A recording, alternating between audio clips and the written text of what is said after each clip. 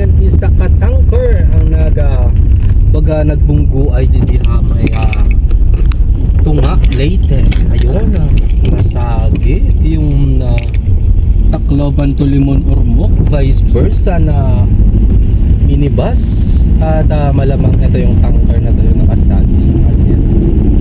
So ayun guys, wala naman pong nasaktan sa nangyaring incident na yun at tanging bus lang po ang minibus lang po ang merong damage sa gilid. So ayun, kanina pa yun mga alas 5 pa lang nang dumaan kami at hanggang ngayon since 40 na nandyan pa rin sila. Siguro hindi pa sila nagkaayos ay malamang nasa police station pa rin sila ngayon upang mag-settle ng kanilang mga nasira.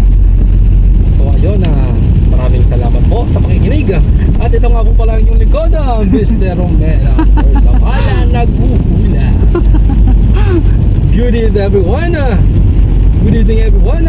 Good night, keep safe. At sa mga nais magpa-surpresa dyan, just visit our page, Surprise and Gift Delivery. So yun, meron pa po kami mga available slots. Sana po ay makapasok kayo sa mga limited slots namin ngayon this December. At mapasaya natin ang inyong mga naiwan dito sa Samar at Leyte. Ayun lang guys, maraming salamat po. Keep safe everyone. Drive safe kung nag-drive kayo.